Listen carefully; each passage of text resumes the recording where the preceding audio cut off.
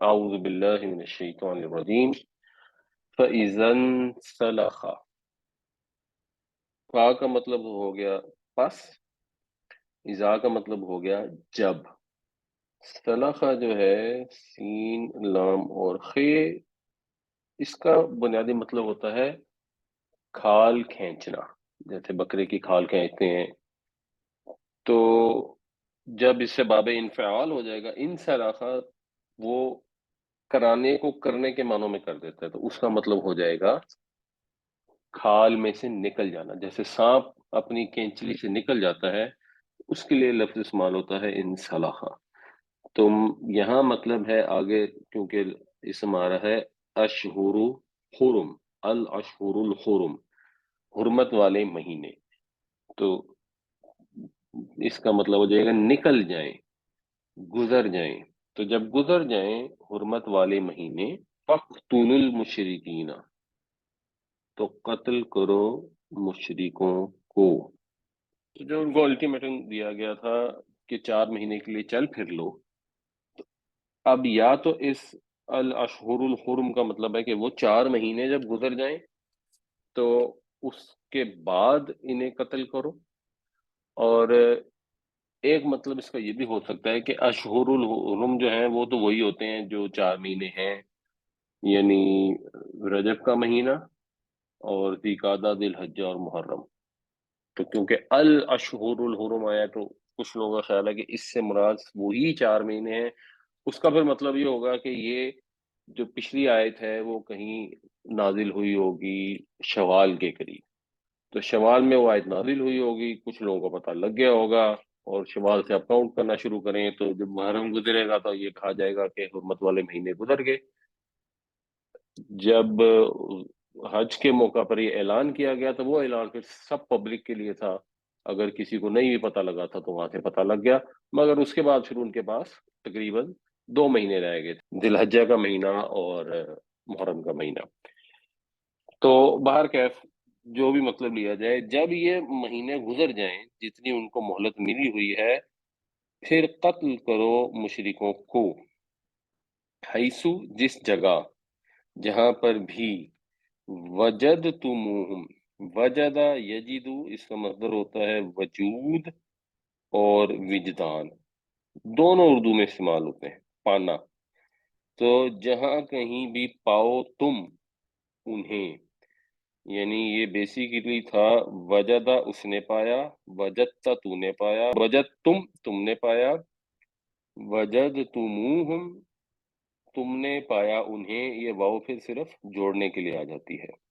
وخذوہم اور پکڑو انہیں، وحصروہم اور ان کا محاصرہ کرو، انہیں گھیرو، وقعدو اور بیٹھو. یہ قاعدہ بھی اردو میں استعمال ہم کرتے ہیں، نماز میں بیٹھنے کو بھی قاعدہ کہتے ہیں. اور بیٹھو، لہم ان کے لیے، کل مرصد، رے سواد اور دال، اس کا مطلب ہوتا ہے کہیں گھات میں بیٹھنا.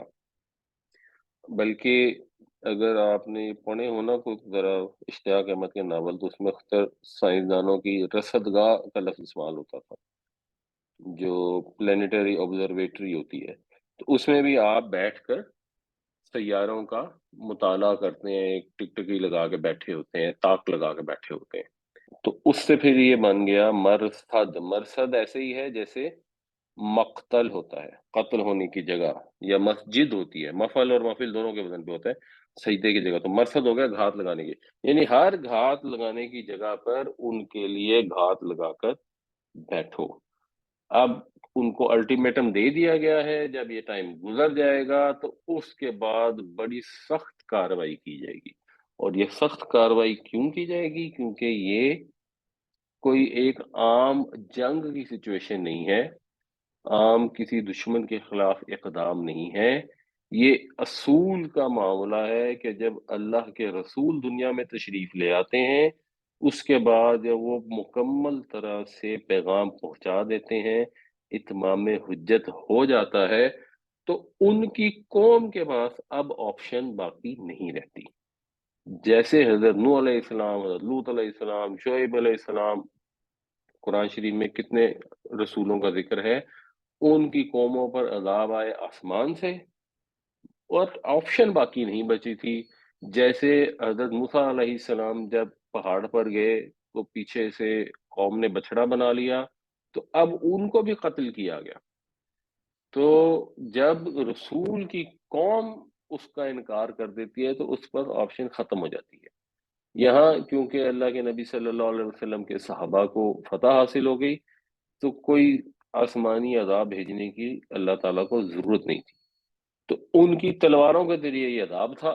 ہاں، کیونکہ اللہ تعالیٰ بڑا رحمان ہے، رحیم ہے، اس نے پھر بھی مہلتیں دیں، ان کو سہولتیں دیں، وقت دیا کہ اور ٹائم لے لو، اچھی طرح سوچ لو، اور مزید آگے اس کی ڈیٹیل آئے گی کہ اس کے اندر کتنی اللہ تعالیٰ نے ڈھیل دی۔ فَإِذَا انسَلَخَ الْأَشْهُرُ الْحُرُمُ فَاقْتُلُوا الْمُشْرِكِينَ حَيْثُ وَجَدتُّمُوهُمْ وَخُذُوهُمْ وَاحْصُرُوهُمْ وَاقْعُدُوا لَهُمْ كُلَّ مَرْصَدٍ۔ پھر جب گزر جائیں حرمت والے مہینے تو قتل کرو مشرکوں کو جہاں کہیں انہیں پاؤ، اور پکڑو انہیں، گھیرو انہیں، اور بیٹھو تاک لگا کر ان کے لیے ہر گھات میں۔ اس میں اگر آپ دیکھیں تو بہت سارے فعل امر استعمال ہوئے ہیں، تو اس کو اگر آپ تھوڑی سی توجہ دیں گے نا تو یہ آپ کو بڑی آسانی سے فعل امر بنانے کا اور اس کو پہچاننے کا پھر طریقہ آ جائے گا۔ یہ کچھ رول رکھے ہوئے ہیں، ایک ہوتا ہے ماضی، ایک ہوتا ہے مضارع۔ قتل، اس نے قتل کیا، ماضی۔ یقتلو، وہ قتل کرتا ہے، یہ ہو گیا مضارع۔ اس کی جو علامت مضارع ہے نا یہ ہے یہ، اور لام کلمہ جو ہے وہ فے عین اور لام، یعنی آخری، یہاں پہ لام، ادھر لام ہی ہے، تو آپ نے یہ جو ہے اس کو کاٹ دیں، لام کے اوپر جزم کر دیں۔ اب دیکھیں اسے پڑھ سکتے ہیں کہ نہیں پڑھ سکتے؟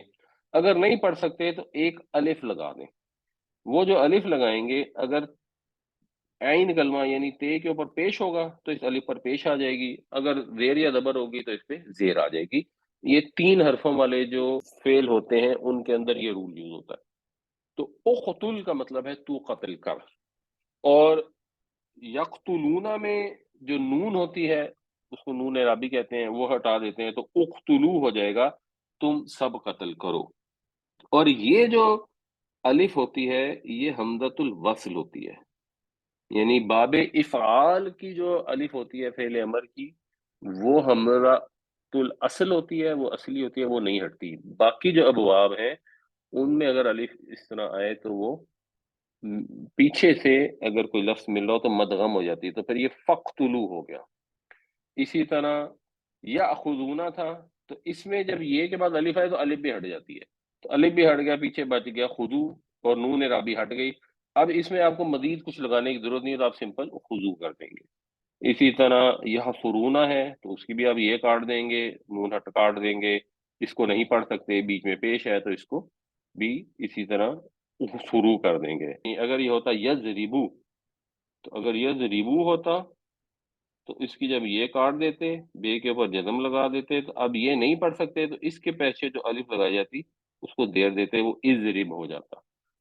تو یہ فعل امر بنانے کا طریقہ ہے۔ اسی طرح یقعدون سے اقعدو ہو جائے گا، وہ پھر واؤ پیچھے آئی تو وہ اس میں جڑ جائے گا۔ تو یہ بڑا سمپل سا رول ہے، کوئی اتنا کمپلیکیٹڈ نہیں ہے۔ تھوڑا سا اگر اس کو ذہن میں رکھیں گے تو قرآن شریف کو پڑھنا سمجھنا آسان ہو جائے گا، ورنہ ترجمے میں ظاہر سی بات ہے غلطیاں ہوں گی، اور جب آپ قرآن شریف یاد کرنے لگتے ہیں تو اس سے بھی بہت آسانی ہوتی ہے اگر آپ کو گرامر کی تھوڑی انڈرسٹینڈنگ ہو۔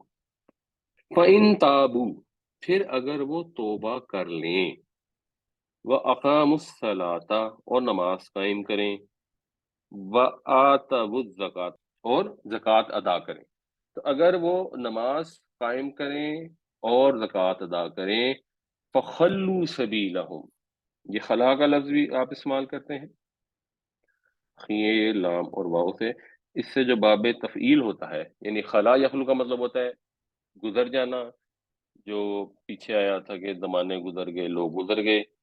خلا یخلو کا مطلب ہوتا ہے گزر جانا، اس سے باب تفعیل ہوتا ہے خلا یخلی، کسی کو گزرنے دینا، آزاد چھوڑ دینا۔ اور خلا یخلی سے جو تفعیل میں مصدر بنے گا وہ بنتا ہے تخلیہ، تو اردو میں بھی یہ استعمال ہوتا ہے۔ تخلیہ کہنے کا مطلب ہے کہ ہمیں چھوڑ دو، ہمیں آزاد چھوڑ دو۔ فخلو سبیلہم، تو چھوڑ دو ان کا راستہ، مطلب یہ کہ ان کی جان چھوڑ دو. اگر وہ یہ چیزیں کر لیں تو اب ان کا گھات میں بیٹھنے کی، قتل کرنے کی، ان کو گھیرنے کی ضرورت نہیں ہے، ان کی جان چھوڑ دو. کیوں چھوڑ دو؟ کیونکہ ان اللہ غفور الرحیم، بے شک اللہ تعالیٰ مغفرت کرنے والا ہے، رحم فرمانے والا ہے. اللہ تعالیٰ بندوں کو معاف کرنا چاہتا ہے، وہ موقع دے رہا ہے، آپشن دے رہا ہے. تو اس لیے اگر وہ ثابت کر دیں تو اب انہوں نے رسول کا انکار نہیں کیا، اقرار کر لیا ہے، یہ اگر ثابت ہو جائے پھر ان کو چھوڑ دو. اس سے پہلے یہ سٹیج تھی کہ وہ رسول کا انکار کر رہے تھے. اب نبی کریم صلی اللہ علیہ وسلم کا اقرار کرنے کی نشانی کیا ہے؟ وہ بڑی کلیئر ہے کہ توبہ کر لو، یعنی جو غلط کام کرے تو اس سے باز آ جاؤ، یعنی شرک سے باز آ جاؤ بیسیکلی، اور نماز قائم کرو اور زکوٰۃ ادا کرو. اگر لوگ نماز قائم کریں گے اور زکوٰۃ ادا کریں گے، اس صورت میں یہ تسلیم کیا جائے گا کہ وہ حضور نبی کریم صلی اللہ علیہ وسلم پر ایمان رکھتے ہیں. وہ لوگ جو نماز نہیں پڑھتے وہ اپنے آپ کو مسلمان نہیں کہہ سکتے اسلامی شریعت کے مطابق. قانونی طور پر ان کو مسلمان تسلیم نہیں کیا جائے گا. جنہیں الٹیمیٹم دے دیا گیا کہ جی آپ نے شرک کیا ہے، وہ آ کے کہہ دیں کہ جی اب ہم نے کلمہ پڑھ لیا، لا الہ الا اللہ محمد رسول اللہ، ہم نے بتوں کو چھوڑ دیا، شرک ختم کر دیا، تو یہ قابل قبول نہیں ہے. عملاً انہیں نماز بھی قائم کرنی ہوگی، اور اگر ان کے پاس مال اتنا ہوگا کہ وہ صاحب نصاب ہوں تو انہیں زکوٰۃ بھی دینی ہوگی. اس سے بغیر یہ مانا نہیں جائے گا کہ انہوں نے اسلام اختیار کر لیا. یہ بڑی سادہ اور بڑی امپورٹنٹ چیز ہے، اس کو سمجھنے کی ضرورت ہے.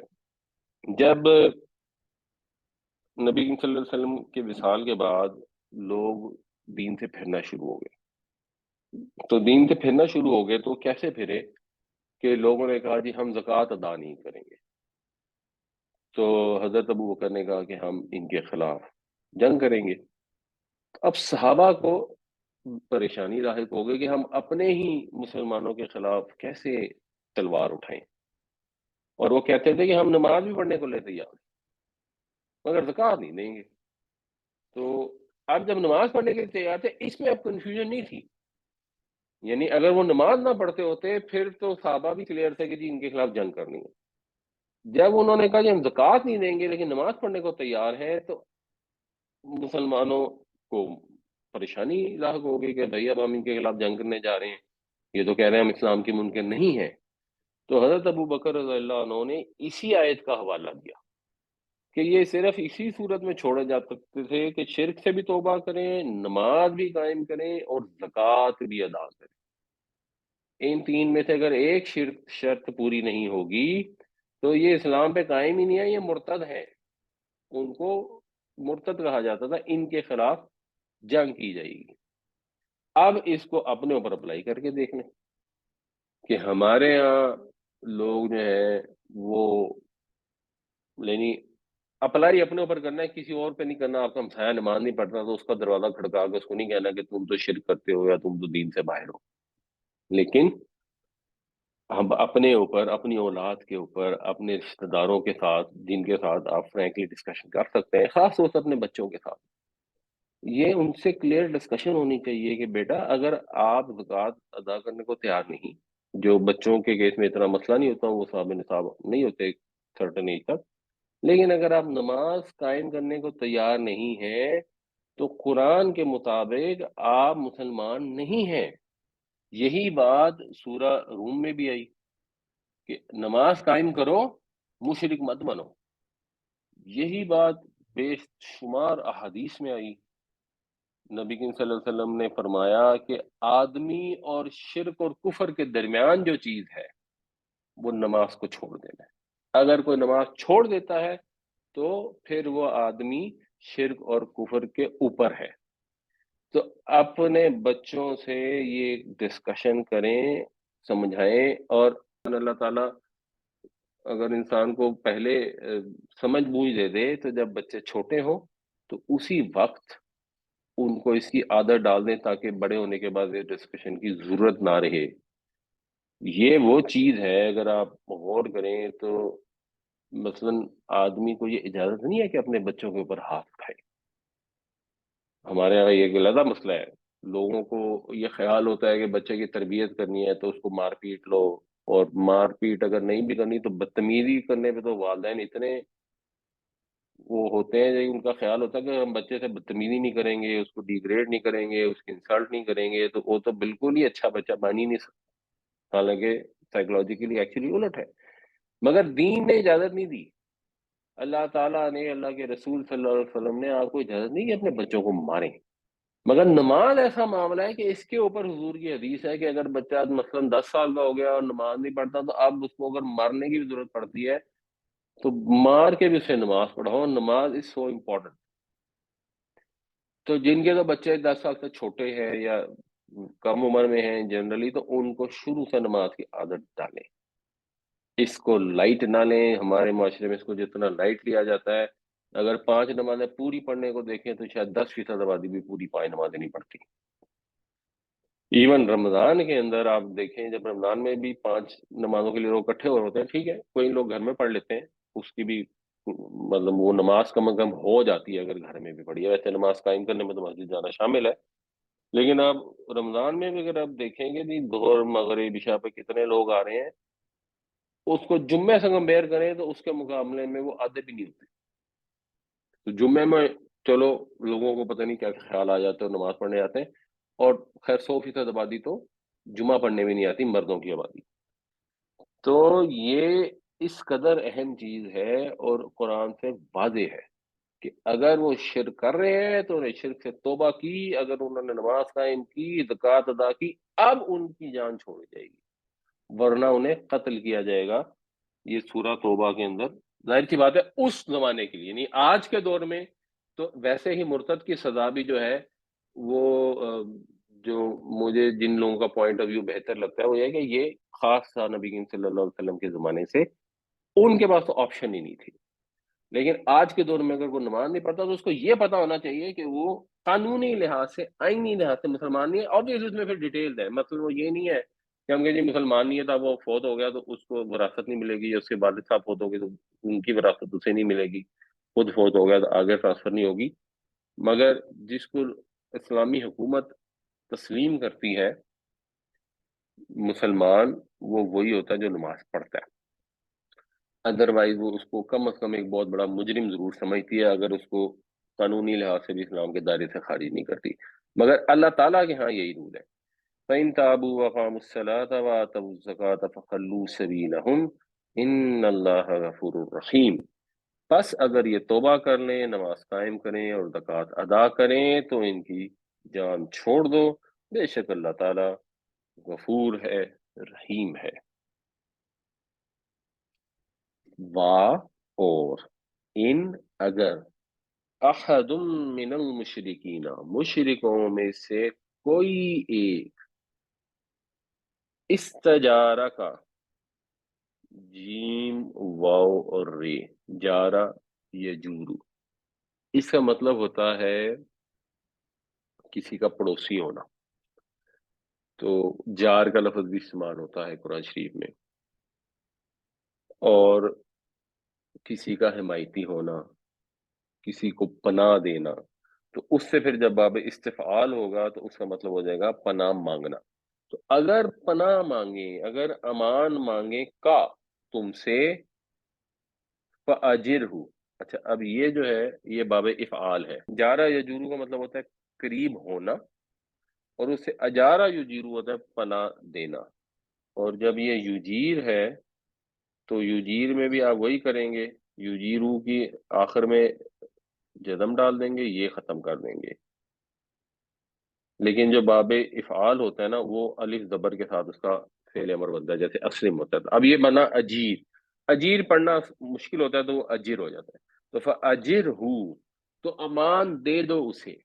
اگر مشرکوں نے آ کے کہا کہ ہاں جی ہم مشرک ہیں، ہم ابھی مسلمان نہیں ہوئے، لیکن ہمیں اب پناہ چاہیے۔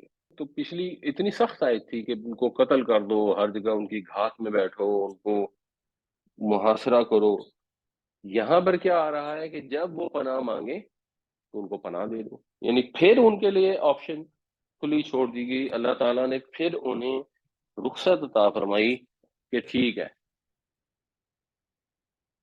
ان کو موقع دو۔ کیوں بنا دو؟ حتی یسمع کلام اللہ، یہاں تک کہ وہ سن لیں اللہ کا کلام۔ ثم ابلغہ مأمنہ، ثم پھر، ابلغ، ابھی ابلغ بھی فعل امر ہے، اور اردو میں ابلاغ استعمال ہوتا ہے، کسی چیز کو پہنچانا۔ بلوغ ہوتا ہے پہنچنا، ابلاغ پہنچانا، ابلغ فعل امر، پھر پہنچا دو اس کو مأمنہ، یہ مأمنہ مقتل کی طرح اس میں ظرف ہے، امن کی جگہ، امان کی جگہ۔ تو اگر وہ تم سے امان طلب کریں تو انہیں امان کی جگہ پہنچا دو۔ اس لیے طلب کی کہ کلام اللہ سن لے، تو ان کو کلام اللہ سننے دو، ان کو مزید غور کرنے کی آپشن دے دو۔ اس چیز سے نہ گھبراؤ کہ یہ کوئی سازش کرے گا، ہم پر حملہ کرے گا وغیرہ۔ بس اگر وہ امان مانگ رہا ہے، پناہ مانگ رہا ہے، تو پناہ دے دو اور اس کی جائے امان پہ پہنچا دو۔ یعنی اگر وہ کہتا ہے کہ جی مجھے ملک سے باہر جانے دیں، تو پھر اس کو 4 مہینوں کے بعد بھی آپشن دے دی۔ ایک 4 مہینوں کی تو آپشن تھی کہ گھوم پھر لو، اس کے بعد تمہاری یہاں کوئی گنجائش نہیں ہے، اس کے آگے بھی آپشن دے دی۔ کیوں؟ ذالک بانہم قوم لا یعلمون، ذالکہ سے مراد ہوگی یہ پیچھے والی چیز، یہ اس لیے کہ وہ، انا کے، ہم وہ، اس لیے کہ وہ ہیں قوم ایسے لوگ، لا یعلمون جو جانتے نہیں، ان کو معلوم نہیں ہے۔ اب یہ ہے اللہ تعالیٰ کا احکامات، اللہ تعالیٰ کے احکامات، اللہ تعالیٰ کا اور اللہ کے رسول کا طرز عمل۔ اتنے سخت مشرکین اور اتنا سخت گناہ، خانہ کعبہ میں بت رکھے، مسلمانوں کو ظلم کر کے نکالا، جب ان کو سزا کا موقع بھی آیا تو اللہ تعالیٰ کہتے ہیں کہ اچھا پھر موقع دے، امان مانگتے ہیں ان کو امان دے دو، ان کو آپشن دے دو۔ انہیں پتہ نہیں ہے، ہو سکتا ہے ان میں کوئی ایسے ہوں جن کو نہ پوری بات پتہ لگ سکتی ہو، کسی وجہ سے نہیں سنے، چلو ٹائم تو ختم ہو گیا، لیکن اب بھی اگر انہوں نے آپشن مانگی ہے، رعایت مانگی ہے، پھر بھی رعایت دے دو۔ اس کو کمپیئر کریں جو ایک جنرل ہمارے ہاں لوگوں کی، حالانکہ ہمارے پاس ویسے تو آپشن ہی نہیں ہے کسی کو امان دینے یا نہ دینے کی، ہم تو خود لوگوں سے امان مانگتے پھر رہے ہیں، لیکن جو جذبات ہوتے ہیں، جو ہمارا خاص طور سے جب موب مینٹیلٹی ہوتی ہے، اور وہ بیچارہ منتیں کر رہا ہوتا ہے کہ میں نے نہیں کی گستاخی، میں نے نہیں یہ بات کی، اگر میں نے کی بھی ہے تو غلطی ہو گئی ہے، مجھے چھوڑ دو، ہم کہتے ہیں نہیں، سوال ہی پیدا نہیں۔ حالانکہ نہ ہمارے پاس اتھارٹی ہوتی ہے، نہ وہ جرم ایسا ہوتا ہے جس کی لازمی سزا قتل ہونی ہے، لیکن ہم اپنی طرف سے، ہم نے کیونکہ دین قرآن سے نہیں سیکھا، نبی کریم صلی اللہ علیہ وسلم کی سیرت سے نہیں سیکھا، ہم نے دین سیکھا ہے کہ جو خطیب نے جوش میں آ کر اور خوبصورت تقریر کر کر ہمارے جذبات بھڑکائے، اس سے دین سیکھا ہے۔ اس دین سیکھنے کا نتیجہ یہ نکلا کہ نماز پڑھی یا نہیں پڑھی اس کی تو خاص پرواہ نہیں ہے، لیکن سری لنکن کو قتل ضرور کرنا ہے، یہ بڑا ضروری ہے۔ تو اللہ تعالیٰ سب کو سمجھ بوجھ عطا فرمائے، قرآن سے دین سمجھنے کی توفیق عطا فرمائے، کیونکہ قرآن کا پیغام اور خطیب کا پیغام، اس میں بڑا فرق ہے۔ وَإِنْ أَحَدٌ مِّنَ الْمُشْرِكِينَ اسْتَجَارَكَ فَأَجِرْهُ حَتَّى يَسْمَعَ كَلَامَ اللَّهِ ثُمَّ أَبْلِغْهُ مَأْمَنَهُ ذَلِكَ بِأَنَّهُمْ قَوْمٌ لَا يَعْلَمُونَ۔ اور اگر مشرکوں میں سے کوئی تم سے امان مانگے تو اس کو امان دے دو، یہاں تک کہ وہ سن لے اللہ کا کلام، پھر پہنچا دو اسے اس کی جائے امان پر، یہ اس لیے کہ یہ لوگ علم نہیں رکھتے۔ کیف یکون للمشرکین عہد، کیسے ہو مشرکوں کے لیے عہد، عند اللہ و عند رسول، اللہ اور اس کے رسول کے، ہاں اللہ اور اس کے رسول کے نزدیک، یعنی اللہ اور اس کے رسول کے اوپر ذمہ داری اب کیسے ہو سکتی ہے ان مشرکوں کے ساتھ کسی عہد کے، جو اس کی مدت ہے وہ تو پہلے ہو چکا، پھر جب مدت ختم ہو جائے گی پھر تو وہ ہوگا۔ یہ ہو کیا رہا ہے اس آیت کے اندر؟ کیونکہ جب یہ اعلان کیا گیا تو اب ظاہر سی بات ہے، کیونکہ مسلمانوں میں جب ہم ڈیٹیل سے پہلے ڈسکس کر چکے ہیں کہ سارے تو ابو بکر عمر والے لیول پر نہیں تھے، تو ان کے اندر ایک پریشانی، ایک ٹینشن پیدا ہو جانی تھی کہ بھائی پہلے تو ان لوگوں کے ساتھ ہمارے تعلقات تھے، کیونکہ ٹھیک ہے مکہ فتح ہو گیا، فتح مکہ کے بعد بہت سارا علاقہ تو ابھی مشرک ہی تھا نا، اور وہاں پہ بہت لوگ رہتے تھے، ان سے کاروبار تھے، تجارتیں تھیں، ایون رشتہ داریاں تھیں، ملنے جلنے کے راستے تھے۔ اور جب صلح حدیبیہ ایکچولی ہو گئی تھی تب تو بہت چیزیں بہتر ہو گئی تھیں، تو اب ان کو یہ پریشانی ہو گئی کہ بھائی یہ جو اعلان ہو رہا ہے اس کے بعد تو مشرکین سے ہم لڑائی پیدا ہو جائے گی یا پھر پتہ نہیں کیا ہوگا، تو اس کو دلائل دیے جا رہے ہیں ان مسلمانوں کو جنہیں پریشانی ہو رہی ہے یا جن میں کوئی کمزوری ہے، کہ یہ جو عہد و پیمان ہے یہ ہمیشہ کے لیے اس کی کوئی ذمہ داری نہیں ہے، جتنی اس کا ٹائم باؤنڈ ہے اتنا ٹائم تو ٹھیک ہے نبھانا ہے وہ تو ٹھیک ہے، لیکن یہ ان کے ساتھ عہد و پیمان رکھنا مستقبل میں اللہ رسول کے لیے نہیں ہو سکتا۔ ہاں، اور غالباً جب یہ صلح حدیبیہ ہونے کے بعد، جب یہ اب آیتیں نازل ہو رہی ہیں، اب یہ آیتیں شاید اس الٹیمیٹم کے بھی پہلے کی نازل ہوئی ہیں، یہ بھی پاسبل ہے، اور بعد میں وہ ترتیب کے حساب سے آگے پیچھے آ جاتی ہیں۔ تو اس وقت اب جب ان کو لگ رہا تھا کہ بھائی یہ تو ان سے تعلقات ختم ہو سکتے ہیں، تو اس میں ایکسیپشن جو بتائی گئی وہ تھی الا الذین عاہدتم عند المسجد الحرام، سوائے ان لوگوں کے جنہوں نے معاہدہ کیا تم سے مسجد حرام کے پاس۔ اس میں مختلف رائے ہے، ویسے لوگوں کا خیال ہے کہ مسجد حرام کے بعد جو اصل معاہدہ ہوا ہے وہ تو صلح حدیبیہ ہی ہوئی تھی، تو صلح حدیبیہ میں قریش تو تھے، قریش نے معاہدہ توڑ دیا، وہ تو اس سے نکل گئے۔ قریش کے علاوہ بنو کے نانا تھے، انہوں نے معاہدہ کیا اور وہ اس کے اوپر قائم رہے، تو جب وہ اس پر قائم رہے تو پھر آپ نے بھی اس پہ قائم رہنا ہے، تو اس میں رول بتا دیا گیا فَمَسْتَقَامُوا لَكُمْ، بس اگر وہ قائم رہیں تمہارے لیے، فَاسْتَقِیمُوا لَهُمْ، تو تم بھی قائم رہو ان کے لیے۔ اور یہ استقیمو جو ہے، استقیمو یہ بھی فعل امر ہے، استقامہ یستقیمو سے، پھر یہ استقیم ہو گیا، استقیم ہو گیا واحد کے لیے اور استقیمو ہو گیا پلورل کے لیے، تو تم بھی قائم رہو ان کے لیے، اگر وہ وعدہ معاہدہ قائم رکھتے ہیں تو تم بھی اس پہ قائم رہو، تم نے نہیں توڑنا، لیکن ادروائز اگر انہوں نے توڑ دی ہے تو بس اب تمہارے لیے کوئی یہ نہیں ہے کہ جی مشرکین کے ساتھ ہم دوبارہ صلح کر لیں، کوئی عہد کر لیں، کوئی معاہدہ کر لیں، کفر اور اسلام ساتھ ساتھ چلتے رہیں۔ جب اللہ کا رسول تشریف لائے تب کفر اور اسلام ساتھ ساتھ نہیں چل سکتے، ممکن نہیں ہے۔ ہاں آج کے دور میں یہ ہو سکتا ہے کہ ہمارے اور انڈیا کے معاہدے ہو جائیں اور ہندوؤں کے ساتھ ہم معاہدہ کر لیں، عیسائیوں کے ساتھ معاہدہ کر لیں، خیر عیسائیوں کے ساتھ اس وقت بھی ایشو نہیں تھا کیونکہ وہ ڈائریکٹ قوم نہیں تھی، اصل مسئلہ تو مشرکین مکہ ہی تھا۔ تو آج کے دور میں ہو سکتا ہے، اس وقت تو یہ تھا کہ جو قائم ہے ان سے قائم رہو، آگے کے لیے ختم، لیکن جب تک وہ قائم ہے تو انہیں ہی توڑنا کیوں؟ ان اللہ یحب المتقین، اللہ تعالیٰ پسند فرماتا ہے بچنے والوں کو، ان لوگوں کو جو عہد توڑنے سے بچتے ہیں انہیں اللہ پسند کرتا ہے۔ عہد توڑ دینا، وعدہ وفا نہ کرنا، یہ اللہ کو پسند نہیں ہے، چاہے مشرکین کے ساتھ کیا ہو۔ کیف یکون للمشرکین عہد عند اللہ وعند رسولہ الا الذین عاہدتم عند المسجد الحرام فما استقاموا لکم فاستقیموا لہم ان اللہ یحب المتقین۔ کیسے ہو سکتی ہے ذمہ داری مشرکوں کے ساتھ کیے گئے کسی عہد کی اللہ اور اس کے رسول کے نزدیک، سوائے ان لوگوں کے جن سے تم نے عہد کیا مسجد حرام کے پاس، بس اگر وہ قائم رہیں اس پر تو تم بھی قائم رہو اس پر، بے شک اللہ تعالیٰ پسند کرتا ہے بچنے والوں کو۔ کیفا کیسے، ابھی دوبارہ آ گیا جو پہلے کیسے تھا، یہ کیسے ہو سکتا ہے، یہ کیسے باقی رہ سکتی ہے ذمہ داری؟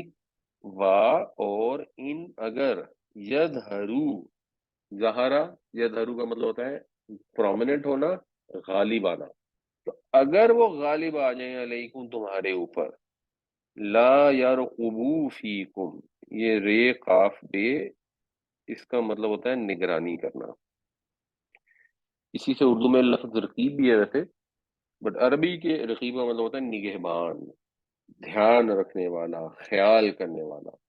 تو لا یرقبو، وہ خیال نہیں کریں گے، فیکم تمہارے بارے میں، الا ولا ذمہ. ال جو ہے، الف لام اور لام، اس کا مطلب ہوتا ہے رشتہ دار ہونا. تو ال ہو گئی رشتہ داری، اور ذمہ ہو گیا ذمہ داری، یعنی عہد کا پاس، وہی عہد کی ذمہ داری اس سے مراد ہے. تو کیسے یہ ہو سکتا ہے کہ تم ون سائیڈڈلی ان کا خیال کرتے رہو، جبکہ حقیقت یہ ہے کہ اگر وہ تم پر غالب آ جائیں گے تو وہ کوئی خیال نہیں کریں گے کسی رشتہ داری کا اور نہ ہی کسی عہد کا. اور پریکٹیکلی یہی ہو رہا تھا. اس سے پہلے جو مکہ میں مسلمان تھے، وہ ظاہر سی بات ہے مشرکین کے رشتہ دار ہی تھے نا، تو انہوں نے ان کو تنگ کیا، وہاں سے نکالا، ان پر ظلم ستم کیے. تو اب وہ نہیں کر رہے تھے کسی قرابت داری کا پاس، اور نہ کسی عہد کا پاس کر رہے تھے. تو آگے بھی یہی چانسز تھے. یردونکم بافواہہم، یردونکم جو ہے یہ ریزوات اور واو، رضیہ یرضا کا مطلب ہوتا ہے کسی سے راضی ہونا. اب کسی سے راضی ہونا سے جو باب افعال بنے گا وہ بنے گا کسی سے راضی کرنا. تو اس میں یسلمونا کے وزن پہ آئے گا. اگر آپ اس کو لکھنے کی کوشش کریں گے یسلمونا کی طرح، تو یہ ہو جائے گا یردی یونا. اب یہ یردی یونا جو ہے، اگر یہ پڑھنا مشکل ہے تو پھر یہ یردی یونا فلو میں یردونا بن جاتا ہے. تو یہ باب افعال ہے. یردونکم، وہ راضی کرنا چاہیں گے تمہیں، یا وہ راضی کرنا چاہتے ہیں تمہیں، بھی افواہہم، اپنی باتوں سے. افواہ کا مطلب منہ ہوتا ہے، یا باتیں بھی کہہ سکتے ہیں، جو اردو میں بھی افواہ جو باتیں پھیلی ہوتی ہیں اس کے لیے استعمال ہوتا ہے. تو وہ راضی کرنا چاہتے ہیں تمہیں باتوں سے، منہ سے وہ کہہ رہے ہیں مشرکین. وَتَأْبَى قُلُوبُهُمْ، اور الف بے اور یہ ابا، یا ابا کا مطلب ہوتا ہے انکار کرنا.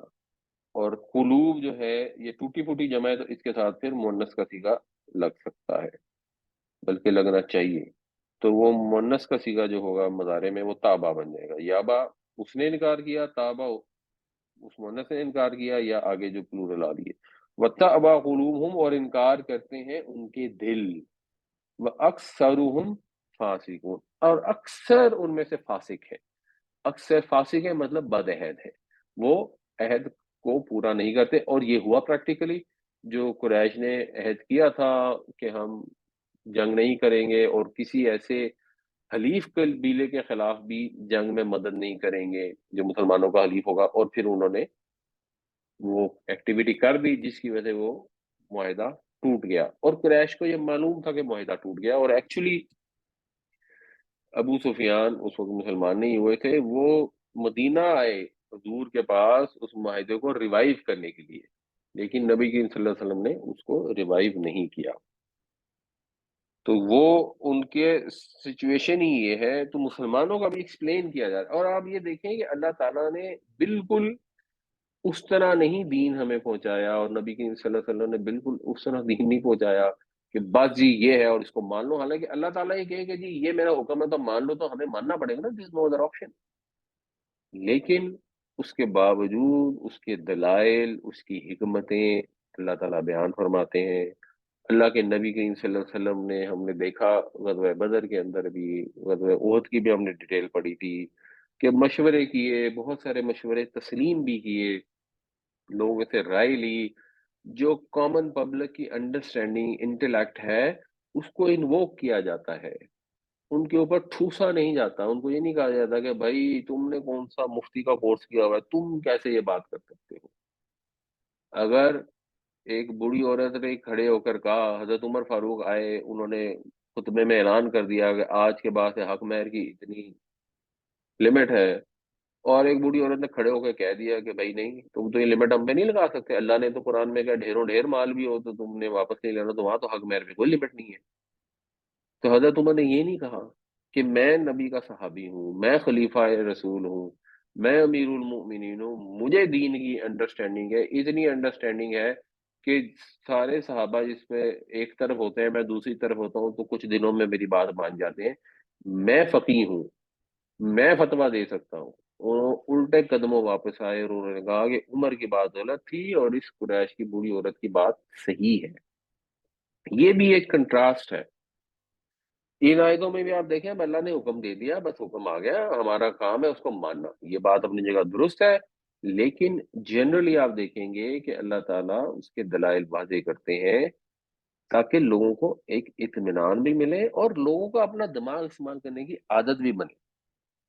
یہ نہیں کہ بس یہ وہ قرآن تو اترا ہے مولوی صاحب کے لیے، مولوی صاحب نے پڑھ کے ہمیں بتا دیا تو بتا دیا، ہمیں تو پتہ لگ نہیں سکتا۔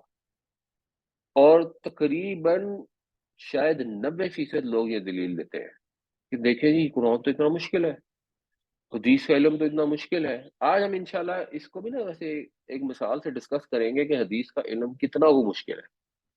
تو وہ دلیل یہ دیکھتے ہیں کہ ہم تو قرآن خود سے سمجھ ہی نہیں سکتے، ہم تو اس قابل نہیں، ہم تو سمجھیں گے تو ہم تو کہیں غلط نہ سمجھ لیں۔ تو مولوی صاحب نے تو دیکھیں پہلے درس نظامی کیا، پھر یہ کیا، پھر یہ کیا، پھر مفتی کا کورس کیا، اب وہ مفتی بن گئے، اب ان کو حق حاصل ہے فتویٰ دینے کا، تو ہم تو دے ہی نہیں سکتے۔ اچھا اپنے متعلق ہمارا یہ پوائنٹ آف ویو ہے کہ ہم نے قرآن پڑھ کے سمجھ نہیں سکتے بیکاز ہم میں تو سمجھ ہی نہیں، حالانکہ ہم بچپن سے پڑھتے آ رہے ہیں، ہمارے پاس تفسیریں ترجمے موجود ہیں۔ اور وہ جو اربوں کی تعداد میں عیسائی اور ہندو ہیں، ان سے ہمارا مطالبہ یہ ہے کہ تم نے قرآن پڑھنا ہے، سمجھنا ہے اور مسلمان ہونا ہے، اور اگر تم نے قرآن پڑھ کر مسلمان نہیں ہوئے تو تم نے جہنم میں جانا ہے اور ہمیشہ ہمیشہ جہنم میں رہنا ہے۔ تو انہوں نے کون سا درس نظامی کیا اور انہوں نے کون سا مفتی کا کورس کیا، ان کو کیسے قرآن کی سمجھ آئے گی جب ہمیں تو آ ہی نہیں سکتی؟ جو پیدائشی مسلمان ہیں، جن کو عربی بھی پڑھنی آتی ہے، جن کی زبان میں ایکچولی عربی کے کتنے سارے الفاظ استعمال ہوتے ہیں، تو پڑھ کے بھی ہمیں سمجھ آنی شروع ہو جاتی ہے، تو ہمیں تو سمجھ نہیں آ سکتی۔ اور وہ ہندو ہے یا عیسائی ہے، وہ قرآن پڑھ بھی لے اور سمجھ بھی لے، اور اگر اس نے نہیں سمجھا تو اس کی سزا اتنی سخت ہے، اور ہمیں یہ ہے کہ ہمیں مولوی نے جو کہہ دیا ہم نے وہ کر لینے کو، ہمیں تو یہ کامن سینس سے سوچیں کتنی بڑی یہ کانٹرڈکشن ہے، کتنی سیلف کانٹرڈکٹری اسٹیٹمنٹ ہے کہ اپنے متعلق ہمارا یہ ہے کہ ہمیں تو بالکل کچھ سمجھنے کی ضرورت نہیں ہے، نہ ہم سمجھ سکتے ہیں نہ ہمیں صحیح سمجھ آنی ہے، وہ پڑھے گا تو اس کو سمجھ آئے گی، وہ بھی تو جائے گا نا، وہ بھی تو اپنے پادری سے پوچھے گا، وہ بھی تو پادری سے کہے گا کہ یہ قرآن میں تو یہ لکھا ہے اور بائبل میں یہ لکھا ہے تو مجھے سمجھاؤ، تو پادری اس کو بھی یہی کہے گا کہ بھائی تم میں تو اتنی سمجھ بوجھ نہیں، تم تو سمجھ ہی نہیں سکتے، تم نے جاؤ پادری سے پوچھو، اگر پادری کہتا ہے قرآن ٹھیک ہے تو مان لو، نہیں کہتے تو مت مانو۔ آپ کو اگر مفتی صاحب نے کہہ دیا کہ اسلامک بینکنگ ٹھیک ہے تو مان لو، اگر انہوں نے کہا غلط ہے تو آپ کہہ دو غلط ہے، ادروائز مفتی نے اسلامک بینکنگ کو جائز کر دیا، آپ نے اپنا دماغ بند کر لیا کیونکہ ہمیں تو سمجھ آ ہی نہیں سکتی۔ اس کے اوپر بھی غور کرنا چاہیے۔ کیف وَإِن يَظْهَرُوا عَلَيْكُمْ لَا يَرْقُبُوا فِيكُمْ إِلًّا وَلَا ذِمَّةً يُرْضُونَكُمْ بِأَفْوَاهِهِمْ وَتَأْبَى قُلُوبُهُمْ وَأَكْثَرُهُمْ فَاسِقُونَ۔ کیسے ہو سکتی ہے یہ؟ اور اگر وہ غالب آ جائیں تم پر تو کوئی لحاظ نہیں کریں گے تمہارے بارے میں، نہ رشتہ داری کا اور نہ عہد کا، وہ راضی کرنا چاہتے ہیں تمہیں اپنی باتوں سے اور انکار کرتے ہیں ان کے دل، اور اکثر لوگ ان میں سے فاسق ہیں۔ اشتروا بیایات اللہ، یہ لفظ بھی کافی استعمال ہوا ہے، شین بے اور یہ سے ہے، یہ افتعال خرید و فروخت کرنا، اس کا مطلب بیچنا بھی ہوتا ہے خریدنا بھی ہوتا ہے، اور آپ جب کوئی چیز بیچتے ہیں یا خریدتے ہیں تو پریکٹیکلی آپ کیا کرتے ہیں کہ آپ دوسری چیز کو اپنی چیز پر ترجیح دے دیتے ہیں، جو آپ خریدتے ہیں اسے پریفرنس دیتے ہیں۔ اشتروا، انہوں نے خرید لی، انہوں نے حاصل کر لی، بیایات اللہ، اللہ کی آیتوں کے بدلے، ثمنن قلیلا، حقیر قیمت، حقیر قیمت قبول کر لی انہوں نے۔ مشرکین کا معاملہ کیا ہے؟ مشرکین کا معاملہ یہ نہیں ہے کہ انہیں دین کی سمجھ نہیں آئی، چلو کوئی ایک آدھ ہوگا جس کو نہیں بھی آئی ہوگی، اس نے آپ سے امان طلب کیا، آپ نے پھر اس کو موقع دیا اللہ کا کلام سن لے، ورنہ یہ کیسے ممکن ہے کہ نبی کریم صلی اللہ علیہ وسلم وہاں پیدا ہوئے، اتنے سال 40 سال تک ان کے اندر گزارے، پوری قوم یہ مانتی تھی کہ صادق اور امین ہے، ہماری قوم کے سب سے شریف سب سے نیک انسان ہے، بالکل جھوٹ کبھی آج تک جھوٹ نہیں بولا جب اللہ کی آیتیں سنانی شروع کی. تو ایسی اللہ کی آیتیں کہ سن کے چند آیتیں سن کے لوگ مسلمان ہو جاتے ہیں، تو انہوں نے کہا کہ نہیں یہ جھوٹے ہیں، انکار کر دیا، ان کو جھٹلانا شروع کر دیا. تو ان کو پتا نہیں تھا کہ اللہ، ان کو پتا تھا. یہ ممکن ہی نہیں ہو سکتا کہ ابو جہل کو پتا نہ ہو کہ محمد صلی اللہ علیہ وسلم اللہ کے رسول ہے اور قرآن اللہ کی کتاب ہے. انہوں نے ٹھکرا دی اللہ کی آیتیں، انہوں نے اس کے بدلے خرید لی تھوڑی قیمت. انہوں نے دنیا کی سرداری، اپنی چودراہٹ، اپنا جو قبیلے کا تعصب ہے اس کو پریفرنس دی، تو تھوڑی قیمت دی. اور ثمن قلیلاً کا مطلب ہے تھوڑی قیمت، یعنی چاہے سونے کے ڈھیر مل جائے، قارون کا خزانہ مل جائے، اللہ کی آیتوں کے مقابلے میں جب وہ تیار کیا جائے گا تو وہ تھوڑی قیمت ہی ہے. تو انہوں نے بھی تھوڑی قیمت اختیار کی. اور ان سینس ہمارے لیے بھی گائیڈ لائن ہے کہ سب سے قیمتی چیز اللہ کی آیتیں ہیں، اللہ کی کتاب ہے، اس کو اگنور نہ کریں.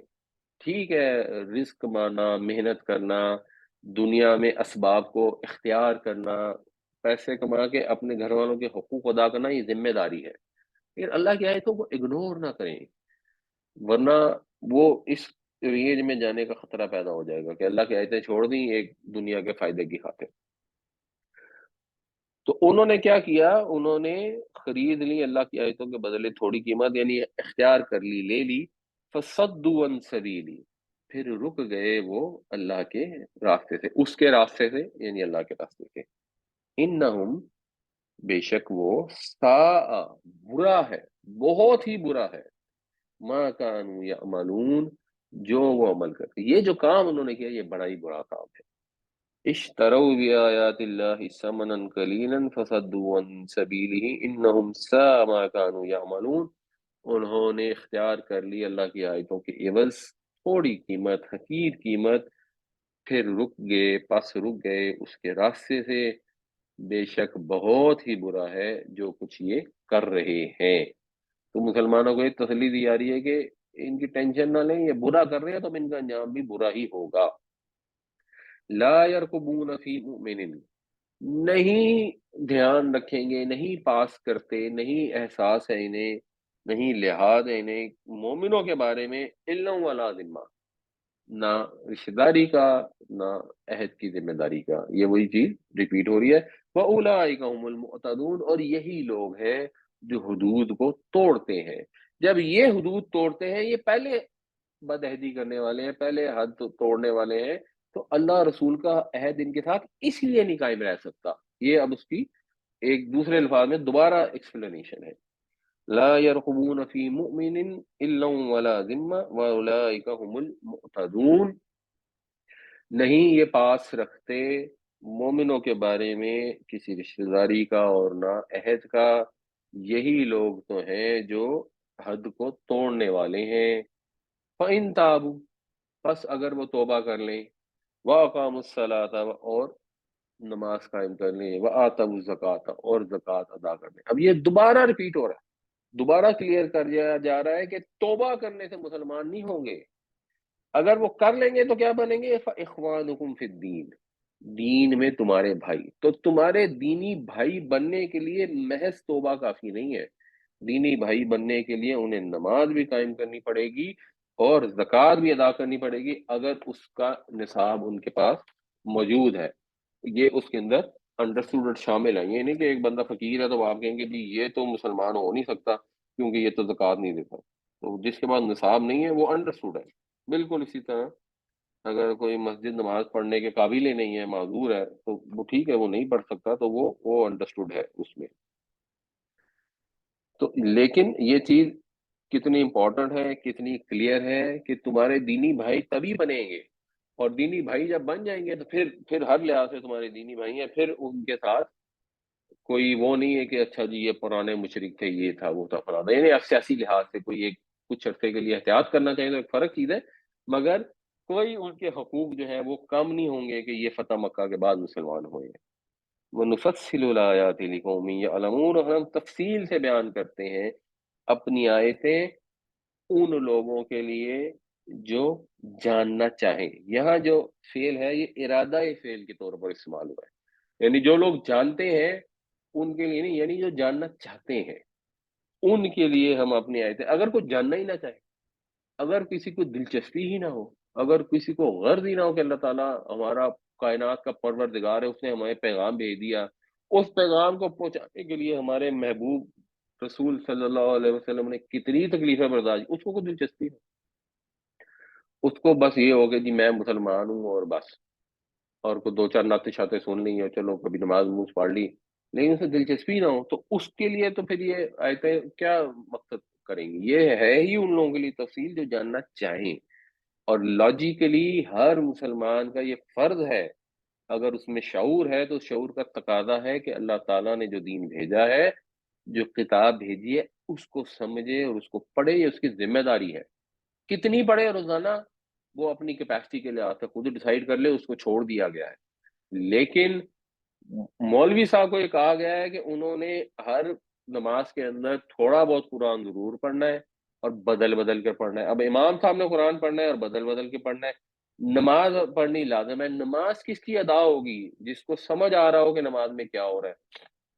اس کا مطلب یہ ہے کہ قرآن سمجھنا لازمی ہے۔ اگر عربی نہیں آتی تو جتنا عرصہ تو نہیں آتی کی ایک ایکسکیوز ہے، ریزنیبل، وہ تو ایکسیپٹ ہو جائے گا، مگر اگر توجہ ہی نہیں ہے تو یہ پھر ایکسیپٹیبل ایکسکیوز نہیں رہ جاتا۔ بالکل اسی طرح جس طرح آپ اگر چھوٹا بچہ غلطی سے گاڑی لے کے آ گیا تو وہ کہیں گے جی وہ پتہ نہیں لگا، اور بچے کو کہیں گے کہ اچھا جی چلیں، یہ گاڑی سے سڑک پہ لے کے آ گیا تو یہ تو ایکسکیوز شاید ایکسیپٹ ہو جائے۔ بٹ ایک 20 سال کا نوجوان ہو، وہ سڑک پہ گاڑی لے آئے، اس کے بعد لائسنس بھی نہ ہو اور موٹر وے پہ الٹی سائڈ پہ گاڑی چلانی شروع کر دے، اور کہ اچھا جی مجھے تو پتہ نہیں تھا، میں تو لندن سے آیا ہوں، مجھے نہیں پتا تھا کہ یہاں گاڑی کدھر چلتی ہے، تو یہ ایکسکیوز ایکسیپٹیبل نہیں ہے۔ تو جب ہم نے اگنور کر دیا ہے اس پورے نظام حیات کو جو اللہ تعالیٰ نے ہمیں دیا ہے، سڑک پہ تو نہیں اترتے وہ نظام سمجھے بغیر، زندگی میں چلی جا رہے ہیں نظام کے بغیر، اور ایکسکیوز دیا ہے کہ ہمارے پاس ٹائم نہیں ہے۔ تو اگر تو جینوئنلی ٹائم نہیں ہے تو پھر امید ہے اللہ تعالیٰ ایکسیپٹ کر لیں گے، لیکن اگر ٹائم سپینڈ کرنے کی کبھی ایفرٹ ہی نہیں کی، ابھی کوشش ہی نہیں کی، اگر نیت ہی نہیں ہے، تو پھر یہ ایکسکیوز ایکسیپٹیبل نہیں ہو سکتا۔ فَإِن تَابُوا وَأَقَامُوا الصَّلَاةَ وَآتَوُا الزَّكَاةَ فَإِخْوَانُكُمْ فِي الدِّينِ وَنُفَصِّلُ الْآيَاتِ لِقَوْمٍ يَعْلَمُونَ۔ بس اگر یہ توبہ کریں، نماز قائم کریں اور زکوٰۃ ادا کریں تو دین میں تمہارے بھائی ہیں، اور ہم آیتوں کی تفصیل کیے دے رہے ہیں ان لوگوں کے لیے جو جاننا چاہیں۔ اچھا، اب ہم اس کو تھوڑا تو جلدی کلوز کرتے ہیں۔ پچھلی دفعہ میں نے آپ لوگوں سے ایک ڈسکشن کی تھی، تو میں چاہتا ہوں کہ اس کو نا تھوڑا میں آپ کو کلیئر ایکسپلین کر دوں، اور کیونکہ سوال بہت لوگوں کو پیدا بھی ہوتا ہے، اور اس میں عام طور پر ہمارے بر صغیر میں جو اس کے اوپر کانسیپٹ ہے، وہ کانسیپٹ تو اس طرح ہے کہ جو صلاۃ و تراویح جو ہے وہ نہ رکھیں تو لوگوں کو یہ کنفیوژن ہوتی ہے کہ پتہ نہیں روزہ بھی ہوا کہ نہیں ہوا۔ تو جو ایک پکچر ہے نا وہ واضح ہو جائے، اور یہ صحیح بخاری ہے جس میں سب حدیثیں صحیح سند کے ساتھ ہیں، قرآن کے بعد سب سے زیادہ یہ اتھینٹک کتاب ہے۔ اس کے اندر میرا خیال ہے کوئی 7-8 حدیثیں ہیں، اس میں باب ہے صلاۃ التراویح کا، اس کے اندر یہ حدیثیں، اب آپ حدیثوں کو ذرا پڑھ لیں اور ان کا ترجمہ پڑھ لیں، اور آپ کو انڈرسٹینڈنگ ہو جائے گی کہ کتنا سمپل ہے دین کو سمجھنا۔ یعنی یہ ایک ایگزامپل، اور یہ کریٹیکل ایشو نہیں ہے ویسے by the way، یہ بھی میں آپ کو بتا دوں، اگر کوئی سمجھتا ہے کہ تراویح پڑھنی ضروری ہے اور پڑھتا رہتا ہے تو یہ کوئی کریٹیکل ایشو نہیں ہے۔ کریٹیکل ایشو ہوتے ہیں سود کا کام کرنا، ڈیورس کا ایشو ہو گیا، وہ ایسے کریٹیکل ایشو ہوتے ہیں، بٹ جب بھی کبھی کوئی کریٹیکل ایشو آئے تو اپنا دماغ استعمال کرنا کتنا ضروری ہے اور کتنا آسان ہے۔ تو یعنی ایک رمضان کی مناسبت سے آپ کو ایک مسئلے کی ایک انڈرسٹینڈنگ بھی ہو جائے، جو لوگوں کو سوال بہت پیدا ہوتے ہیں، اور ایک یہ بھی چیز سمجھ آ جائے کہ دین کو سمجھنا جتنا مشکل بتایا جاتا ہے اتنا ہے نہیں۔ تو یہ ایک 2013 نمبر حدیث ہے، حضرت عائشہ سے مروی ہے کہ پوچھا ان سے عبد الرحمن نے رضی اللہ عنہ کہ کیسی کیفیت تھی نبی کریم صلی اللہ علیہ وسلم کی نماز کی رمضان میں۔ اب یہ کتنا سادہ سوال ہے، سادہ عربی ہے، اور ترجمہ آپ پڑھیں گے کہیں سے بھی تو بالکل سادہ ہے۔ تو حضرت عائشہ نے یہ فرمایا کہ وہ زیادہ نہیں کرتے تھے رمضان میں اور نہ اس کے علاوہ۔ کس پر زیادہ نہیں کرتے تھے؟ الا احدائی عشرۃ رکعہ، 11 رکعتوں سے اوپر. اور پھر 11 رکعتوں کی تفصیل بتائی کہ وہ پڑھتے تھے چار رکعتیں پڑھی نبی کریم صلی اللہ علیہ وسلم نے.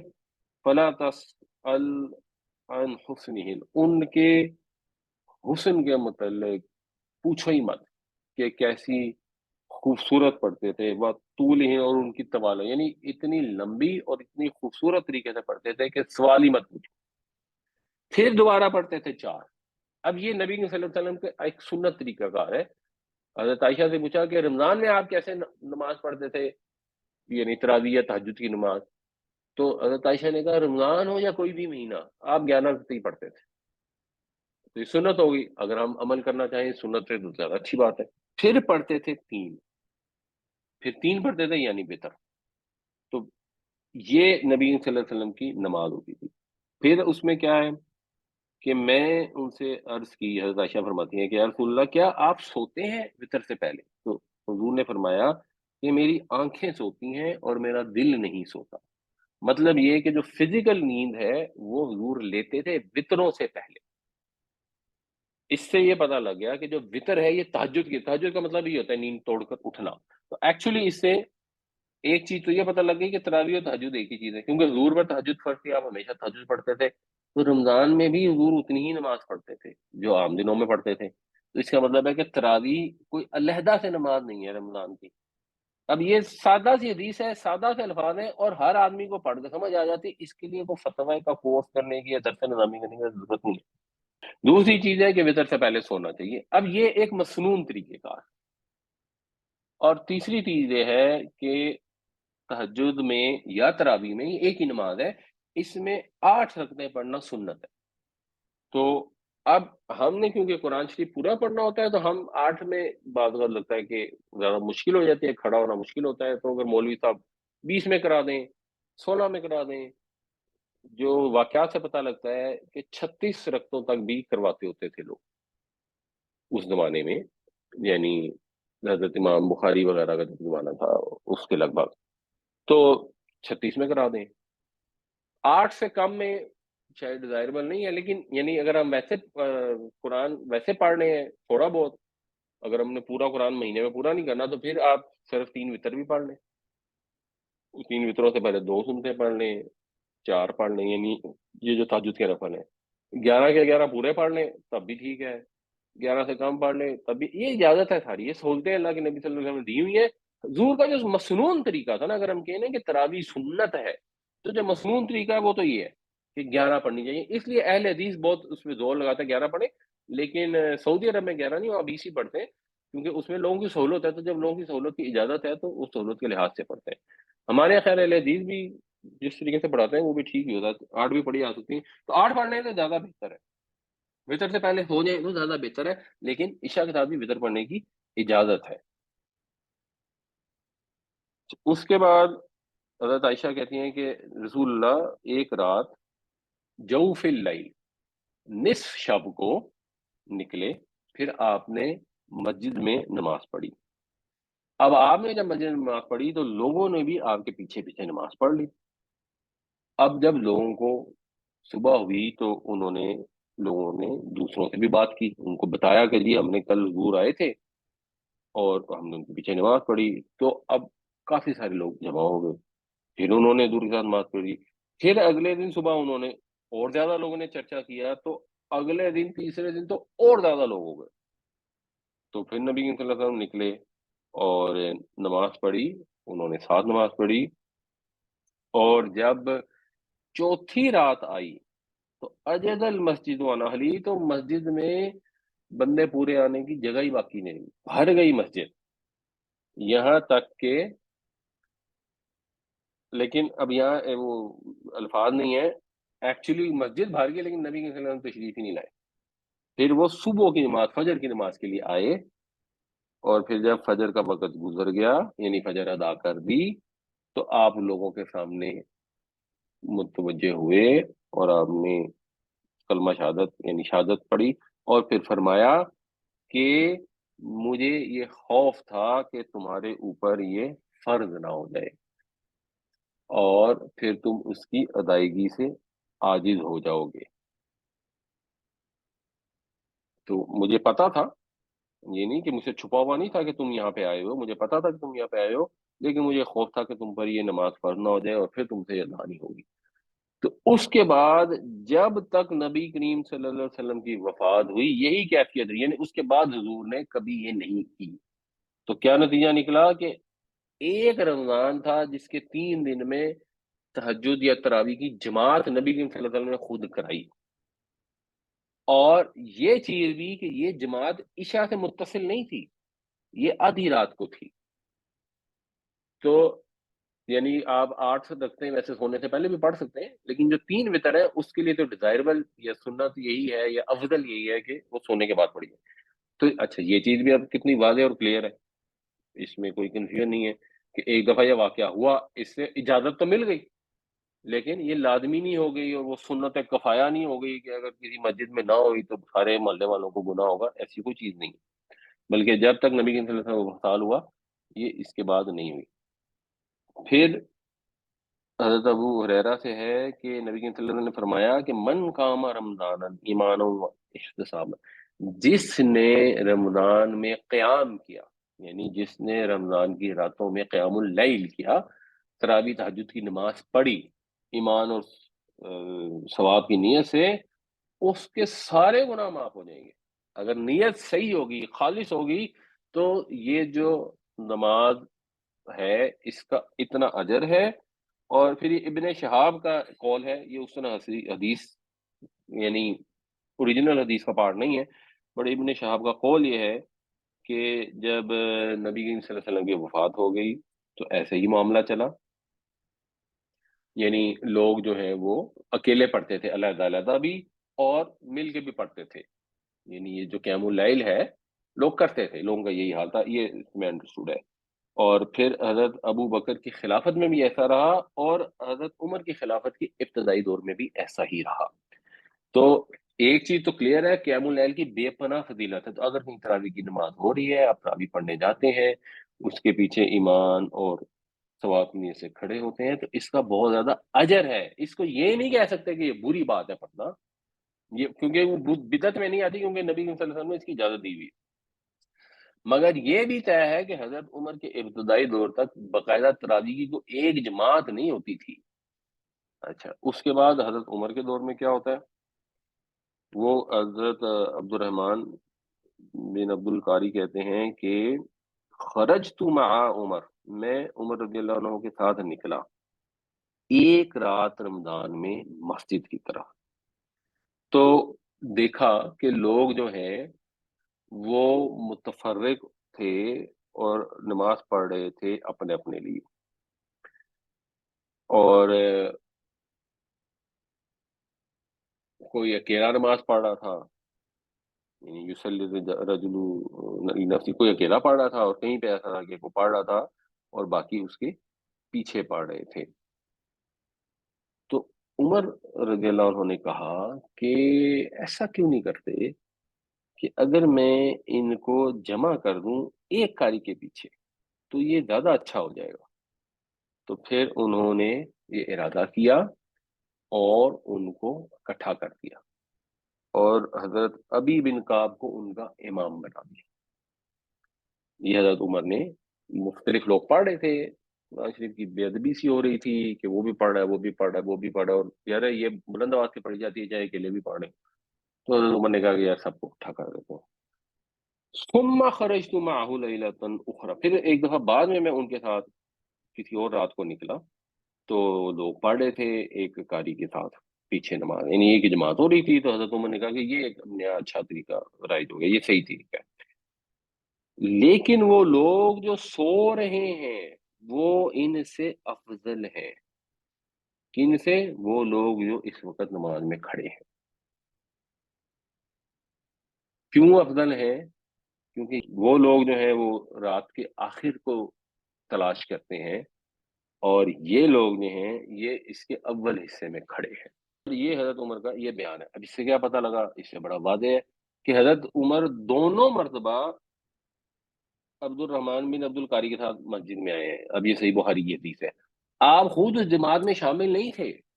ایسا نہیں تھا کہ آپ جماعت کر رہے تھے تو پھر آپ نے کہا چلو ایسے کرتے ہیں کہ سارے اکٹھے ایک جماعت کرا لیتے ہیں اور ابھی بھی نکاب.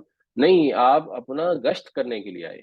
آپ نہیں پڑھ رہے تھے مسجد میں تراویح کی جماعت جس کو ہم تراویح کہتے ہیں. اور لوگوں کو کیا گیا، دوسری دفعہ بھی جب آپ آئے تو کسی کے ساتھ گئے پھر بھی شامل نہیں ہوئے اور لوگوں کو کہہ دیا کہ اکٹھی پڑھ لو کیونکہ اجازت ہے. مگر ان سے یہ کہا کہ بہتر یہ ہے کہ صبح کے وقت پڑھو. اگر کوئی صبح اٹھ کر پڑھنے کی نیت سے اس وقت سو جائے تو وہ تراویح پڑھنے والوں سے افضل ہے. تو مگر بہرحال سہولت ہے تو اس لیے جو تراویح پڑھی جاتی ہے وہ بالکل صحیح ہے. اگر وہ صبح اٹھ کر پڑھ سکتا ہے تو اس کا زیادہ ثواب اور زیادہ اجر، بلکہ بہت زیادہ ثواب اور اجر ہے. لیکن اگر کوئی عشاء کے ساتھ متصل بھی پڑھ لیتا ہے تو that is also fine. Something which is also fine, less recommended. وہ فرض نہیں ہو سکتی، وہ کنفیوز. تو یہ اب مقصد یہ ہے کہ یہ چند حدیثیں ہیں اور ان حدیثوں کو پڑھ کے ساری پکچر بالکل کلیئر ہو جاتی ہے. لوگ پتہ نہیں کہاں کہاں سوال پوچھنے جاتے ہیں، جی یہ بتا دیں، وہ بتا دیں، فلاں بتا دیں. انٹرنیٹ پہ سرچ کریں، بہت ساری چیزیں آپ کو بڑی آسانی سے مل جائیں گی. آج کے دور میں بہت سہولت ہو گئی ہے. اس دفعہ جو جمعہ ہوا تھا نا، اس میں جی مولانا صاحب ایک روایت بیان کی تھی. وہ روایت یہ تھی کہ وہ کہتے ہیں کہ حضرت امام احمد بن حنبل رحمۃ اللہ علیہ نے فرمایا کہ مجھے رات کو اللہ تعالیٰ خواب میں ملے اور انہوں نے مجھے کہا کہ قرآن کی زیادہ سے زیادہ پڑھو. تو میں نے ان سے پوچھا کہ میں سمجھ کر پڑھوں یا غیر سمجھ کر پڑھوں. تو اللہ تعالیٰ نے کہا دونوں طریقے ٹھیک ہیں اور سمجھ آپ زیادہ سے زیادہ پڑھو.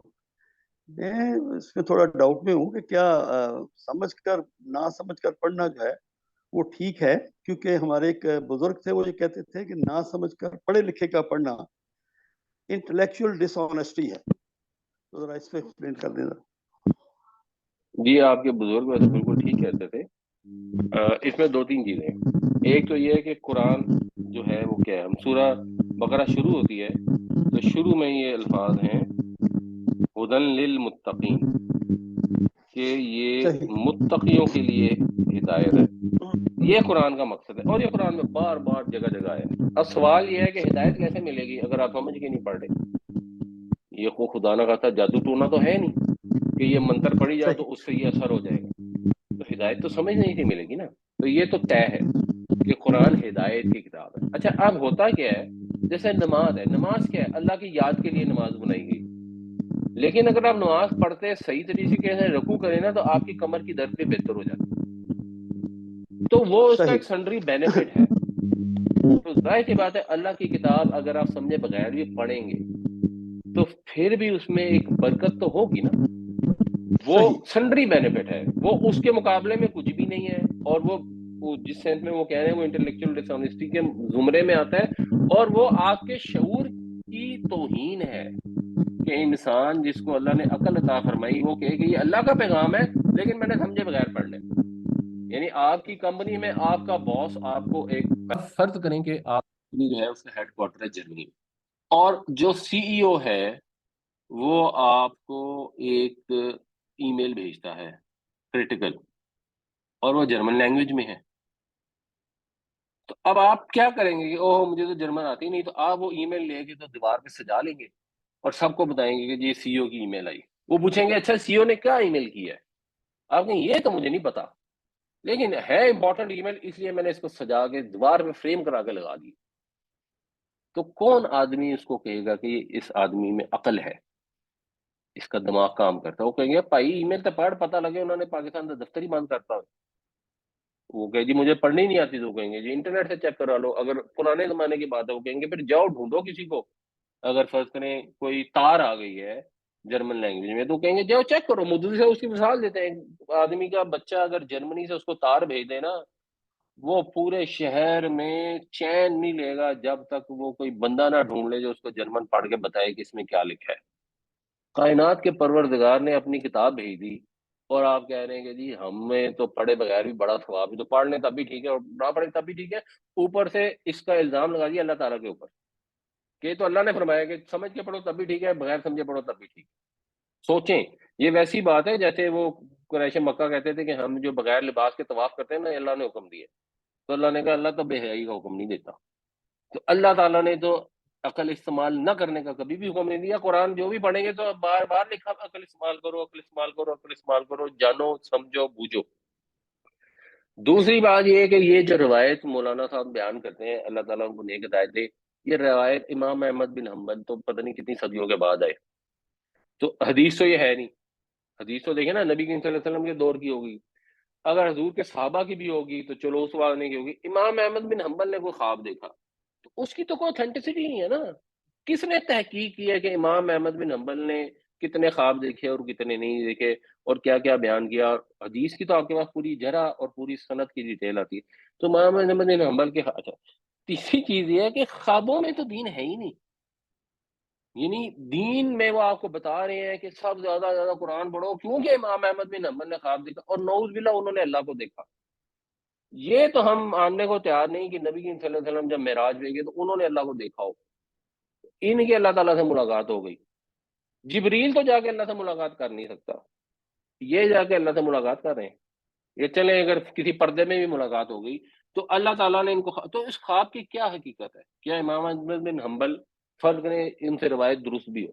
اول تو ہو ہی نہیں سکتی، موسیٰ علیہ تو السلام فقہ کے حضرت اوپر موسیٰ علیہ السلام بھی نہیں، وہ جلوہ برداشت ہی کر سکے تھے حضرت موسیٰ علیہ السلام. بٹ میں کہتا ہوں چلے پردے کے پیچھے بھی اگر کوئی کر لی تو وہ تو اللہ کے رسول تھے نا، ان کی تو اللہ سے بات چیت ہوتی تھی. یہ اللہ نے قرآن شریف میں بتایا نا کہ میں کسی سے بات نہیں کرتا پردے کے پیچھے سے بھی سوائے اپنے رسولوں میں سے ان کو جن کو میں نے چن لیا. تو اللہ اپنے نبیوں اور رسولوں سے تو گفتگو فرماتے ہیں فرشتوں کے ذریعے، یا حضرت موسیٰ سے انہوں نے کلام بھی کر لیا. ویسے اور تو کسی سے کلام ہی نہیں ہے. حضرت موسیٰ سے ہی کلام ہے یا معراج میں نبی صلی اللہ علیہ وسلم سے کلام کا بتا ہے. باقی تو ہمیں کو کلام کی تفصیل اس طرح نہیں ملتی، فرشتوں کے ذریعے ہی ہوتا تھا. تو امام احمد بن حنبل کے خواب میں بھی آ گئے اور ان کو ایک بات بھی ایسی بتا دی جو قرآن سے مطابقت ہی نہیں رکھتی. اور امام احمد بن حنبل نے یہ پتہ نہیں کس کو بتایا اور اس نے آگے کس کو بتایا اور اس کی کیا حیثیت ہے، اس کی کوئی اتھارٹی اور اوتھینٹسٹی نہیں ہے. کبھی بھی کوئی بھی واقعہ یہ بیان کیا، یہ تو ویسے ہی کلیئر ہے. کوئی فلاں بزرگ تھے حضور ان کے خواب میں انہوں نے یہ حکم دیا. وہ تو طاہر القادری کے خواب میں بھی نبی صلی اللہ علیہ وسلم تشریف لے آئے تھے. تو اس کا کیا آئے ہوں گے ہمیں نہیں پتا، وہ سچ بول رہے ہیں جھوٹ بول رہے ہیں، لیکن وہ سچ بھی بول رہے ہوں اس کی کوئی ویلیو نہیں ہے. ہمارے لیے دین کیا ہے؟ دین ہے اللہ کے نبی صلی اللہ علیہ وسلم کی بات اور اللہ کا کلام. یہ دو چیزوں سے دین بنتا ہے. جو حضور کی بات اس لیے کیونکہ حضور نے ہمیں دین پہنچایا ہے، تو آپ کی بات کو تو اگنور نہیں کیا جا سکتا اگر وہ اوتھینٹک ہے. تو قرآن اور حدیث حضور کا جو طریقہ سنت یہ دین ہے. اس سے باہر سے جو بھی وہ واقعات بیان کرتے ہیں مولانا صاحب یا مسجدوں میں خطبہ دینے کے لیے، ان کو آپ خاص طور پہ اس میں خوابوں کا ذکر ہو تو اس کو بالکل اگنور کر دیا کریں. اصل میں جو علماء حضرات ہیں نا، جو مولوی وغیرہ ہیں، وہ کوشش کرتے ہیں کہ آپ قرآن کو نہیں سمجھ سکتے، اس کو سمجھنے کے لیے بہت کچھ چاہیے، تو لہٰذا آپ کسی عالم دین سے سمجھیں تب سمجھ آئے گا. حالانکہ قرآن پاک تو سمجھ آ جاتا ہے اگر آپ ذرا پڑھے لکھے ہیں اور ترجمہ پڑھتے ہیں تو ہر چیز ویری کلیئر ہے. ابھی آج ایک صاحب سے میری بات ہو رہی تھی تو ان کو یہ فکر تھا کہ جی میں اگر ترجمے کے ساتھ پڑھوں، میں تو ترجمے کے ساتھ پڑھتا ہوں، کہنے لگے جی پھر وہ میرا قرآن بھی تو اردو میں ختم ہی نہیں ہوگا، وہ تو 10 پارے ہوں گے، تو میں تو پورا ختم کر رہا ہے، میں تو 2 ختم کرتا ہوں، تو میں ترجمے کے ساتھ پڑھوں گا تو ختم ہی نہیں ہوگا. لہٰذا میں بغیر ترجمے کے اس لیے پڑھتا ہوں کہ مجھے زیادہ سے زیادہ نیکیاں ملیں اور میرا قرآن. اچھا اس میں بھی دیکھیں، اس میں بھی چیز ایک چیز تو وہی والی میں بتاؤں کہ قرآن ایک رمضان میں مکمل کرنا سنت ہے. تو اگر وہ ساتھ یہ بھی کرتے ہیں کریں، لیکن اس کے ساتھ جو سمجھ کے پڑھنا ہے وہ بھی جاری رکھیں. یعنی مثال کے طور پہ آپ کہیں گے آگا ٹائم فارغ ہے، آپ نے کہا چلو ایک سوارہ پڑھ لیتے ہیں یا پورے رمضان میں قرآن پڑھ لیتے اور آپ نے بغیر ترجمے کے بھی پڑھ لیا تو ظاہر بات ہے اس میں بھی برکت ہے، وہ منع نہیں ہے یوں سمجھ لیں. مگر اس کے ساتھ ساتھ آپ کا قرآن سے ایک ایسا تعلق ہو جو آپ چاہے ایک آیت روز کی پڑھیں نا، روزانہ سمجھ کر قرآن ضرور پڑھیں. ایک رکوع فکس کر لیں، ایک پیج فکس کر لیں، 4 آیتیں فکس کر لیں، ایک آیت فکس کر لیں. کوشش کریں کہ اتنا ضرور کریں ترجمے کے ساتھ. اس کے بعد چلو بغیر ترجمے کے بھی پڑھنا ہے تو وہ بھی پڑھ لیں. جیسے قرآن شریف وہ پڑھ رہے ہوتے ہیں مولوی صاحب، آپ کو نہیں بھی سمجھ آ رہی ہوتی تو چلو آپ سنتے رہے ہوتے ہیں. آلدو اس میں بھی بہتر اور لاجیکل یہی ہے کہ اتنی عربی آتی ہو کہ اس کی بھی سمجھ آئے. ٹھیک ہے، میں نے سنا ہے کہ جیسے آپ کا پورا سال کا آپ ایک ڈیٹ رکھتے ہیں اور اس ڈیٹ سے نیکسٹ ایئر تک ڈیٹ جو پیسے ہوتے ہیں اس پہ مطلب آپ کا جو اسٹینڈرڈ ہے اس پہ 2.5% ہوتا ہے. لیکن اس نے مجھے بتایا کہ جیسے اس دوران آپ کو کوئی اور پیسے آ جائیں کہیں سے، اس پہ بھی دینی چاہیے. اس پہ ذرا کلیئر. دیکھیں یہ دونوں رائے پائی جاتی ہیں. جو ویسے حدیث کے الفاظ سے نکلتی ہے وہ تو یہ ہے کہ جس پر پورا سال گزر جائے. تو پورا سال گزر جائے گا اگر آپ مطلب نکالیں گے تو آبویسلی آپ آج کے زمانے میں کہیں گے تو ہم آپ کو اس کو کہیں گے جو منیمم ویلتھ ہے ڈیورنگ دا ایئر وہ ہوگی نا جس پہ پورا سال گزرا ہوگا. تو چلیں یہی چیز ہے. کچھ لوگ کہتے ہیں کہ نہیں، صاحب نصاب آپ ہوگے اور اس پر ایک سال گزر گیا، یعنی پچھلا پورا سال آپ صاحب نصاب تھے، تو جب سال اینڈ ہوا تو آپ کے جو بھی ویلتھ ہے اس کے اوپر دے دیں. دونوں رائے پائی جاتی ہیں.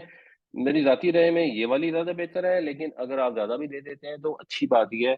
احتیاط اس معاملے میں بہتر ہی ہوتی ہے، اس میں کوئی حرج نہیں. تو زیادہ دینے تو زیادہ اچھا ہے.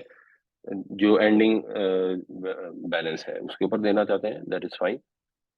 یہ اچھا ہے، ڈیزائربل بھی ہے. ان اینی کے زکوٰۃ سے اوپر آپ نے انفاق بھی کرنا ہی ہوتا ہے، صدقہ بھی دینا ہوتا ہے.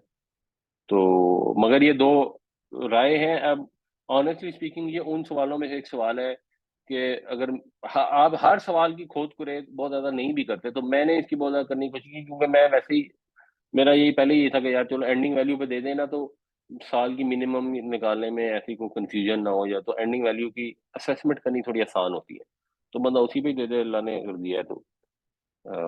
بٹ اگر حدیث کے الفاظ سے لیں گے مطلب اگر ویسے میری رائے پوچھیں گے تو یہ ہے. بٹ مختلف لوگوں کی مختلف آ رہے ہیں. اب آپ اپنا خود سوچ کر اپنا ڈیسیژن خود کر لیں. عادل صاحب یہ کہہ رہے ہیں کہ اگر ہم قرآن سنیں ٹرانسلیشن کے ساتھ آڈیو کے through it is equivalent good اور ایکسیپٹیبل اینڈ ٹو اینڈ. دیکھیں اکویولنٹ گڈ کا تو مجھے نہیں پتا، لیکن ظاہر سی بات ہے ایکسیپٹیبل بھی ہے اور بینیفیشیل بھی ہے. آپ قرآن پڑھیں یا سنیں. اور ایکچولی نبی کریم صلی اللہ علیہ وسلم کے دور میں تو لوگ قرآن سنتے ہی تھے، وہ قرآن پڑھتے کم تھے کیونکہ پڑھے لکھے لوگ ہی بہت کم تھے اور لکھا ہوا قرآن موجود بھی بہت کم تھا.